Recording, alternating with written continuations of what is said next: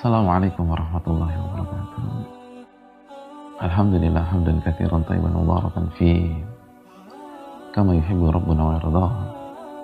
Wassalatu wassalamu ala nabiyyina Muhammad wa ala alihi wa sahbihi wa man sara ala nahjihi bi ihsanin ila yaumil wa ba'd.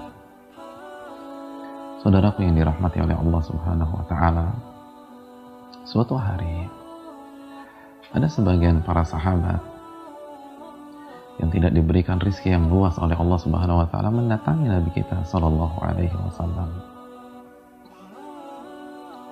Mereka ingin mencurahkan isi hati mereka. Ingin curhat dengan Nabi kita sallallahu alaihi wasallam. Dan kita tahu bersama, ketika seseorang tidak diberikan rizki yang lapang, maka mereka memiliki keterbatasan. Keterbatasan dalam hidup, keterbatasan dalam mengkonsumsi, keterbatasan dalam beraktivitas. Dan inilah yang ingin mereka keluhkan kepada Nabi kita sallallahu alaihi wasallam. Mari kita simak apa yang mereka nyatakan dan apa yang mereka ungkapkan. Dan mari kita bandingkan ungkapan mereka dan curhatan mereka dengan curhatan orang-orang pada detik ini. Mereka datang di hadapan Nabi dan mereka mengatakan, "Ya Rasulullah, dhahaba ahlul duthuri bil ujur." Wahai Rasulullah, orang-orang kaya itu telah meninggalkan kita. Ya Rasulullah, orang-orang kaya itu telah meninggalkan kita dan telah mengalahkan kita dengan membawa pahala yang sangat banyak. Apa maksud dari perkataan mereka? Mereka jelaskan. Mereka katakan, yusalluna kama nusalli. Orang-orang kaya itu salat sebagaimana kita salat. Wa yusumuna kama nasum. Dan mereka berpuasa sebagaimana kita orang-orang miskin berpuasa. Walahum fadlun min amwal. Dan mereka memiliki keutamaan, kelebihan dengan harta-harta mereka. Yahujjuna biha wa ya'tamirun wa yatasaddaqu wa yujahidun. Mereka mengatakan, namun mereka memiliki keutamaan. Orang-orang kaya itu bisa haji dengan harta mereka dan kami tidak bisa naik haji. Orang-orang kaya itu bisa berumrah, namun kami tidak bisa berumrah. Orang-orang kaya itu bisa berjihad dengan harta dan berinfak serta bersedekah, sedangkan kami tidak bisa berjihad. Dan kami tidak bisa berinfak dan bersedekah. Bahkan mungkin kami selalu mendapatkan uang sedekah dari mereka.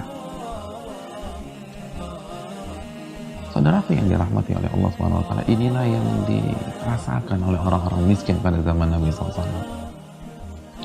Ini yang mereka keluhkan di tengah-tengah keterbatasan mereka. Pada saat mereka makan seadanya, minum seadanya, pakaian seadanya. Namun yang menjadi ganjalan di benak mereka itu bukan mobil orang kaya. Yang membuat mereka iri bukan rumah orang kaya. Yang mereka sedihkan bukan aksesoris dan perhiasan orang kaya. Yang mereka sedihkan adalah kenapa mereka tidak bisa beramal sebagaimana orang kaya beramal. Orang kaya bisa mengamalkan amalan mereka dan mereka tidak bisa mengamalkan amalan orang kaya. Ini jelas tercermin ketika mereka mengatakan yusalluna kama nusalli. Orang kaya itu sholat sebagaimana kita sholat. Karena tidak ada syarat sholat harus miskin, kan begitu. Mereka sama-sama berdiri di saf yang sama, mendengarkan bacaan imam, mendengarkan bacaan Nabi SAW, baik yang kaya maupun yang miskin. Ketika orang miskin berpuasa Ramadan, orang-orang kaya pun berpuasa Ramadan. Bahkan ketika orang-orang miskin berpuasa Senin Kamis, berpuasa Ayyamul Bid, berpuasa Nabi Daud, banyak orang-orang kaya pada zaman sahabat itu berpuasa dengan puasa sunnah yang sama. Namun orang kaya bisa mengerjakan haji, orang kaya bisa berumrah, orang kaya bisa berjihad, orang kaya bisa bersedekah. Dan inilah hambatan yang dialami oleh orang miskin. Oleh karena itu Nabi menghibur mereka. Nabi memberikan solusi kepada mereka.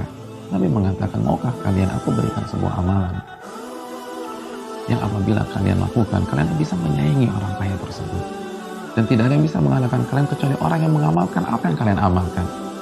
Tusabbihun wa tahmadun wa tukabbiruna khalqa kulli salatin 33. Bertasbihlah kepada Allah, ucapkan subhanallah, ucapkan alhamdulillah, ucapkan Allahu Akbar setiap selesai salat 33 kali. Subhanallah 33 kali, alhamdulillah 33 kali, dan Allahu Akbar 33 kali. Dalam riwayat Muslim, Nabi mengatakan, awalaysa qad ja'alallahu lakum ma tasaddaqun. Bukankah Allah telah memberikan opsi lain kepada kalian? Bukankah Allah telah memberikan alternatif kepada kalian sehingga kalian bisa mengalahkan orang kaya? Lalu Nabi mengatakan, inna bikulli tasbihatin sadaqah. Sesungguhnya setiap lafaz tasbih yang kalian ucapkan itu sedekah. Wa kulli takbiratin sadaqah. Dan setiap takbir yang kalian ucapkan itu bernilai sedekah. Wa kulli tahmidatin sadaqah. Dan setiap tahmid kita ucapkan alhamdulillah itu bernilai sedekah di sisi Allah. Wa kulli tahlilatin sadaqah. Dan setiap kalimat tauhid yang kita lafazkan la ilaha illallah itu bernilai sedekah. Wa amrun bil ma'ruf sadaqah. Dan ketika kita mengajak kepada kebaikan itu bernilai sedekah. Wa nahyun 'anil munkari sadaqah. Dan mencegah kemungkaran itu sedekah. Wa fi buthi ahadikum sadaqah. Dan ketika kalian berhubungan dengan istri kalian karena mengharapkan ridha Allah, menjaga diri dari hal yang haram, itu adalah sedekah. Saudaraku yang dirahmati oleh Allah Subhanahu wa taala. Mereka tidak memilikan dunia, walaupun mereka tidak punya dunia. Mereka tidak memilikan harta, walaupun mereka tidak punya harta, karena bagi mereka dan yang ada di dalam hati mereka adalah sabda Nabi sallallahu alaihi wasallam, "Lau kanatid dunya ta'dilu 'indallahi janaha ba'udah, ma saqa kafiran min syurbata ma." Apabila dunia itu di sisi Allah senilai dengan salah satu sayap nyamuk, maka Allah tidak akan memberikan minum kepada orang kafir walaupun setetes air. Itu yang ada di benak orang-orang miskin pada zaman Nabi kita SAW. Oleh karena itu marilah kita renungkan, bukan hanya kita saja yang miskin, bukan hanya kita saja yang memiliki keterbatasan, bukan hanya kita saja yang menghadapi cobaan-cobaan hidup. Orang-orang terbaik dulu, para wali-wali Allah, generasi terbaik pun di antara mereka ada yang mengalami hal yang serupa dengan kita, bahkan lebih parah lagi. Lalu mereka tidak pernah menjadikan dunia sebagai parameter. Mereka tidak pernah mengiri dan mereka tidak pernah dengki dengan kekayaan orang-orang kaya. Semoga ini jadi bahan renungan bagi kita, khususnya bagi yang berbicara dan saudara-saudaraku yang dirahmati oleh Allah Subhanahu wa taala. Aku qouli hadza wa astaghfirullah wa lakum. Subhanakallahumma wa bihamdika la ilaha illa anta astaghfiruka wa atubu ilaik.